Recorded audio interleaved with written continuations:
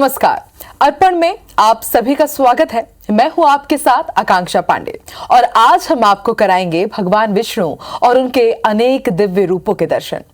नारायण के 10 अवतार में सबसे चंचल और मनभावन अवतार श्री कृष्ण का माना जाता है। श्री कृष्ण की लीला अपरंपार है। धर्म और सत्य की सदैव रक्षा करते हैं भगवान श्री कृष्ण। श्री कृष्ण की छवि कुछ ऐसी है कि जो भी उनके दर्शन करता है आनंदित हो उठता है। तो आइए हम भी करते हैं श्री राम के उनके दिव्य रूप के दिव्य दर्शन।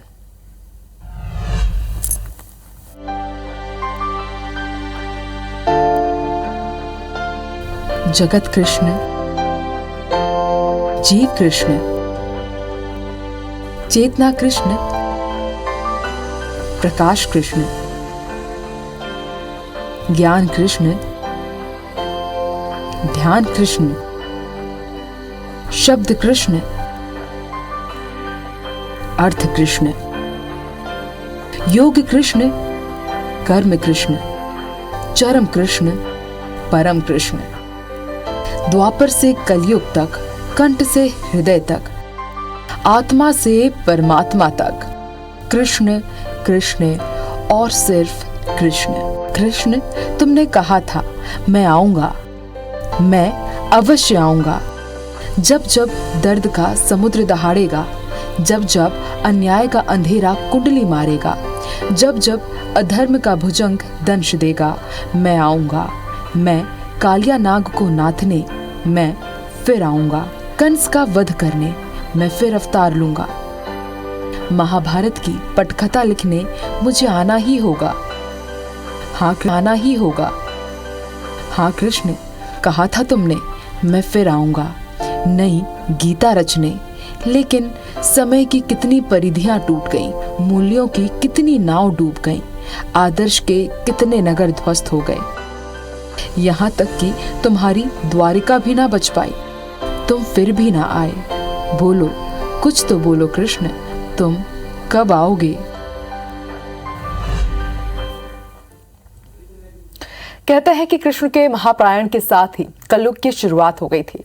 कलयुग यानी स्थापित मूल्यों के भंजन और शरण का युग। ऐसे दौर में कृष्ण जैसे महानायक की जरूरत हर कोई महसूस करता है। लेकिन क्या कृष्ण का दर्शन हमें इस कठिन समय से उबार सकता है? ये सोचने वाली बात है।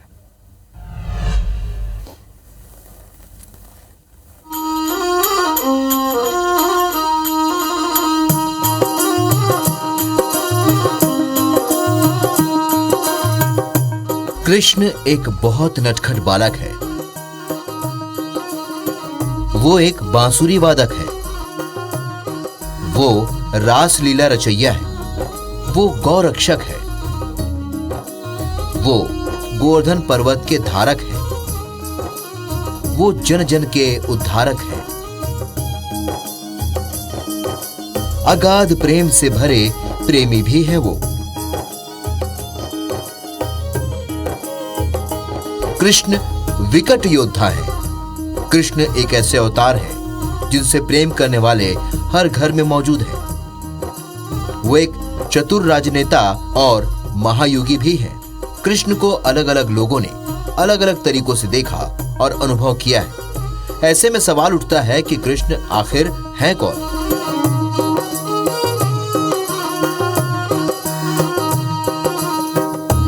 राधा कहती है, कृष्ण मेरे भीतर है। मैं कहीं भी रहूं, वो हमेशा मेरे साथ है। वो किसी के भी साथ रहे तब भी वो मेरे साथ है।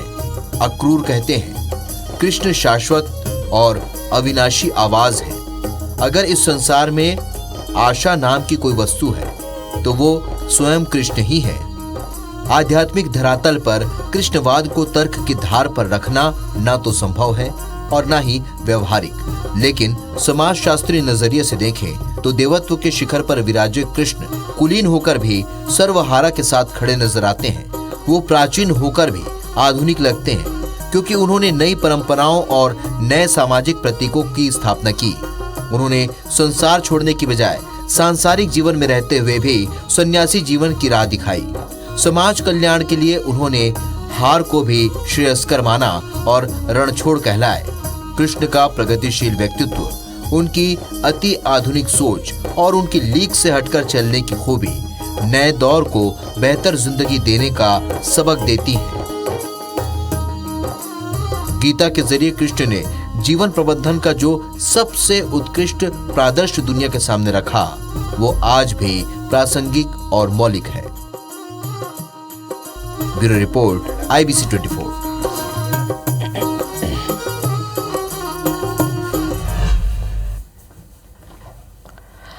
यूं तो गिरधर के कई मंदिर हैं, लेकिन आज हम आपको दर्शन कराएंगे कर्नाटक राज्य के उडुपी शहर में स्थित श्री कृष्ण मंदिर के।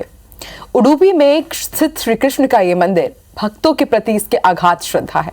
दामोदर का ये मंदिर अति प्राचीन है और 1500 वर्षों के मूल की बुनियादी लकड़ी और पत्थर से बना हुआ है। तो आइए हम भी चलते हैं श्री गिरधर के द्वार।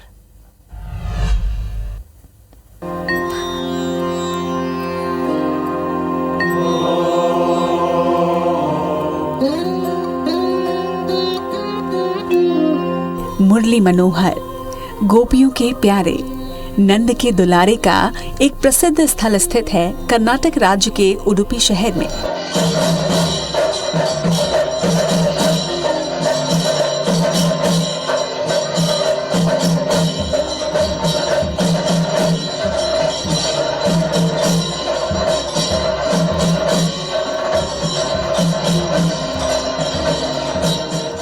ये उडुपी का कृष्ण मठ है। मठ का क्षेत्र रहने के लिए आश्रम जैसा है। ये रहने और भक्ति के लिए पवित्र स्थान है। श्री कृष्ण के मठ के आसपास कई मंदिर हैं। ये मंदिर अति प्राचीन है और 1500 वर्ष के मूल की बुनियादी लकड़ी से बना है। एक किंवदंती ये है कि एक बार अत्यंत धर्मनिष्ठ एवं भगवान के प्रति समर्पित भक्त कनकदास को मंदिर में प्रवेश की अनुमति नहीं दी गई। इस बात ने उन्हें परेशान नहीं किया, बल्कि उन्होंने और भक्ति भाव से प्रभु की प्रार्थना की। भगवान श्री कृष्ण इससे इतने प्रसन्न हुए कि भक्त को अपना स्वरूप दिखाने के लिए मठ के पीछे एक छोटी सी खिड़की बनवा दी। आज भी भक्त उसी खिड़की के माध्यम से भगवान श्री कृष्ण की अर्चना करते हैं। ये मठ शिक्षा, सामाजिक और धार्मिक गतिविधियों का केंद्र है। मंदिर में श्री कृष्ण की प्रतिमा की स्थापना संत श्री माधवाचार्य ने की। विशिष्ट पर्वों पर भक्तों की भीड़ माधव के दर्शनों के लिए उमड़ती है। मकर संक्रांति, रथ सप्तमी, माधव नवमी, हनुमान जयंती, श्री कृष्ण जन्माष्टमी, नवरात्रि महोत्सव, ऐसे उत्सवों पर मठ में भक्तों की भीड़ उमड़ पड़ती है। ये उत्सव यहाँ बड़ी धूमधाम से मनाए जाते हैं। बांके बिहारी के मनमोहक छवि के दर्शन कर भक्त अपनी सारी परेशानियों से मुक्ति पा जाते हैं। कृष्ण बिहारी की महिमा की जय हो। Bureau report, IBC 24।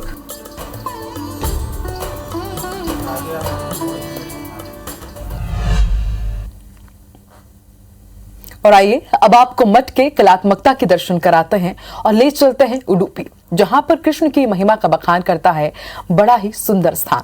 देखिए, कर्नाटक के उडुपी नामक स्थान पर स्थित दामोदर का ये धाम बड़ा अलौकिक है।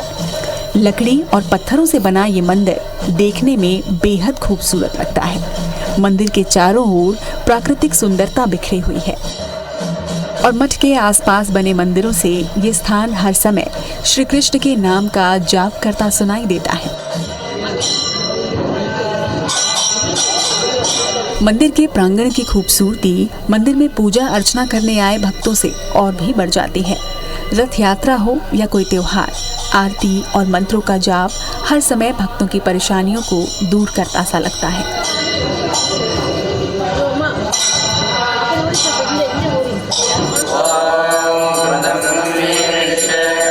भगवान कृष्ण की कलश पूजा और स्नान मंदिर के पुजारी ही कराते हैं।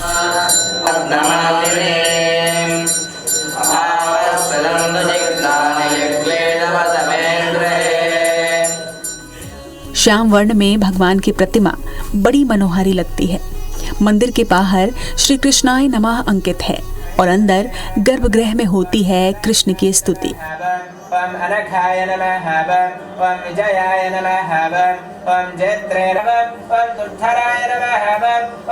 मंदिर के प्रांगण से लेकर मंदिर का कोना कोना सब कुछ यहाँ अद्भुत है।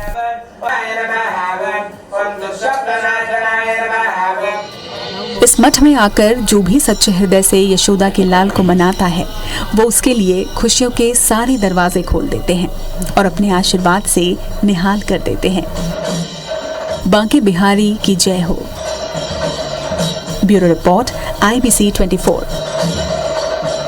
छत्तीसगढ़, जहां संस्कृति और परंपराओं का महत्व है, जहां हर व्यक्ति जमीन से जुड़ा है, और राजधानी रायपुर में भी कान्हा के कई मंदिर हैं। उनमें से एक है श्री कृष्ण मंदिर। इस मंदिर से कई ऐसे अद्भुत चमत्कार जुड़े हैं जिसकी वजह से मंदिर में भक्त दौड़े चले आते हैं। तो आइए आपको भी लेकर चलते हैं श्री कृष्ण दरबार।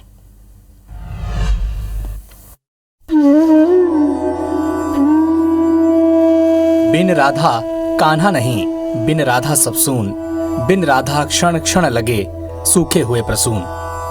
अगर श्री कृष्ण शरीर हैं तो राधा है उनकी आत्मा। अगर श्री कृष्ण गंगा हैं तो उसकी धार है राधा। अगर श्री कृष्ण चंचल हैं तो भोली भाली है राधा। कहते हैं राधा के नाम के बिना कान्हा का नाम अधूरा है। राधा और माधव दो नहीं एक हैं। भगवान श्री कृष्ण ने ही संसार को प्रेम से परिचित कराया और समझाया कि प्रेम एक आत्मिक संबंध है जो आत्मा से आत्मा का मिलन कराता है। वैसे तो छत्तीसगढ़ में भगवान श्री कृष्ण के अनेकों मंदिर हैं, लेकिन राजधानी रायपुर के समता कॉलोनी में स्थित राधा कृष्ण मंदिर बेहद अनोखा है। मुरली मनोहर का ये मंदिर श्री कृष्ण भक्तों को अपनी ओर आकर्षित करता है।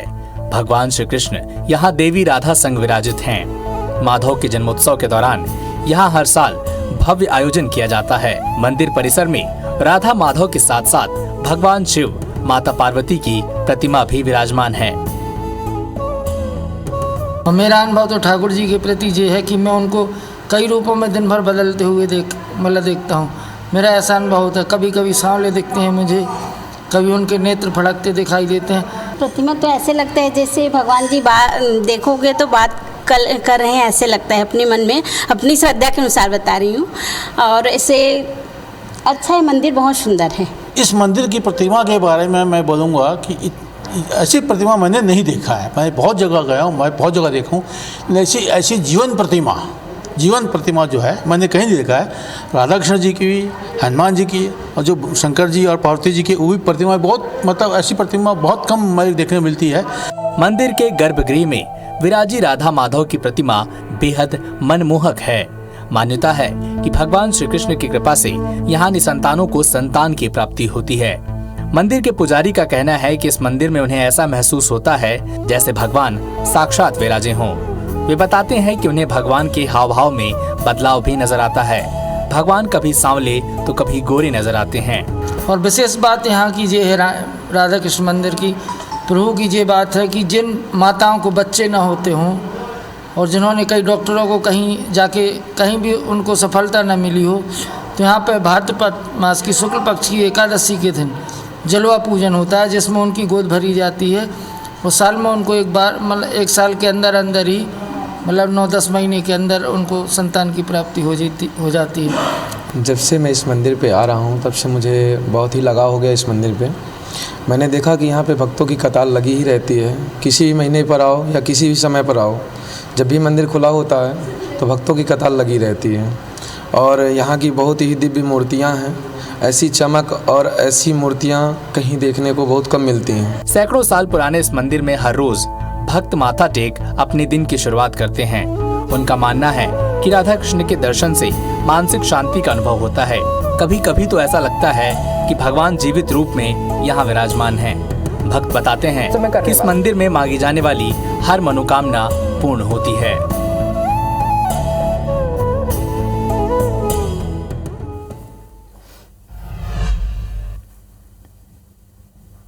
और अब करते हैं प्रभु श्री राम के एक विशेष मंदिर के दर्शन। देश के अधिकांश मंदिरों में दर्शनार्थियों को आसानी से प्रवेश मिल जाता है। उनके प्रवेश पर कोई रोक टोक नहीं होती, कोई बंधन नहीं होता। लेकिन हम आपको एक ऐसे सिद्ध दरबार के दर्शन कराने जा रहे हैं जहां एक शर्त पर ही मंदिर में प्रवेश मिलता है। राजा हो या रंक, बड़ा हो या छोटा, इस मंदिर में सब एक समान है। अगर मंदिर में प्रवेश करना है तो उन्हें ये शर्त माननी ही पड़ती है। तो आइए जानते हैं कहाँ है वो अनोखा मंदिर और प्रवेश की वो शर्त क्या है।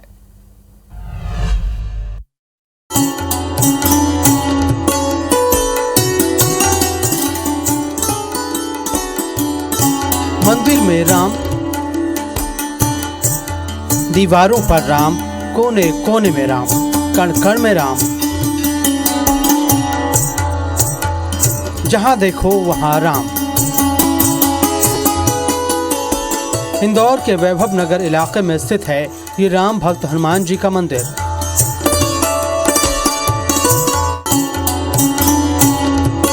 इस मंदिर में प्रवेश करते ही श्री राम का नाम लिखा दिखाई देता है।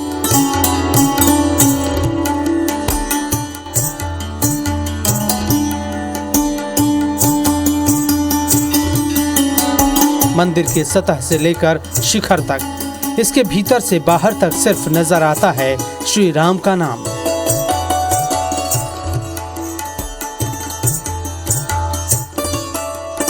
इसीलिए इस मंदिर को राम का निराला धाम कहते हैं। इस मंदिर में प्रवेश करना आम मंदिरों की तरह सरल नहीं है, बल्कि यहाँ प्रवेश करने से पहले भक्तों को एक अनोखी शर्त पूरी करनी होती है। वो शर्त है कि हर दर्शनार्थी को मंदिर में प्रवेश से पहले यहाँ भगवान श्री राम का नाम 108 बार लिखना पड़ता है। तो यहाँ नारियल चढ़ाने आ जाएगा, ये उसकी मान्यता पूरी हो जाएगी। यहाँ की विशेषता है। मन्नत पूरे करने में हनुमान जी पीछे नहीं हटते हैं, लेकिन उसके भाव होना चाहिए। राम नाम लिखने का अपना नियम है। यहाँ लाल रंग की स्याही से ही श्री राम का नाम लिखना होता है।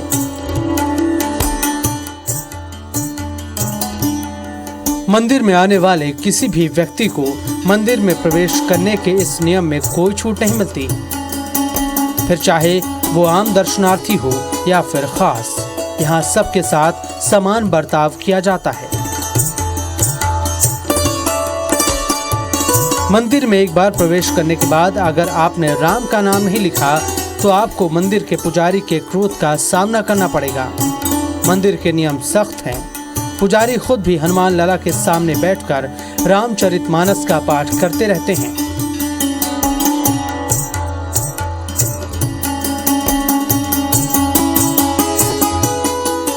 मंदिर में सबसे बड़ी पूजा कुछ है तो वो है राम का नाम लिखना। सबसे बड़ा दान कुछ है तो राम का नाम है। राम से बड़ा राम का नाम की उक्ति यहाँ चरितार्थ होती दिखती है। कहा भी जाता है कि हरन अमंगल अघ अखिल करण सकल कल्याण, राम नाम नित कहत हर गावत वेद पुराण।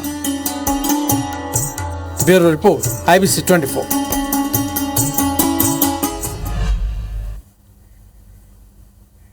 और अर्पण में फिलहाल इतना ही। आप देखते रहिए IBC 24। नमस्कार।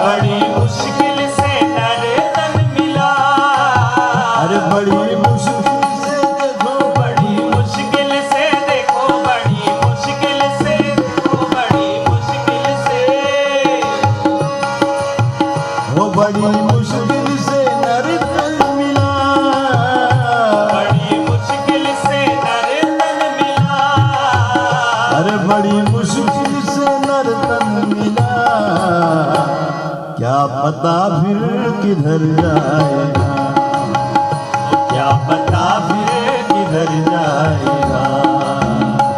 पार भाव से उतर जाएगा, पार भाव से उतर जाएगा, पार भाव से उतर जाएगा। राम कहने से तर जाएगा, राम कहने से तर जाएगा।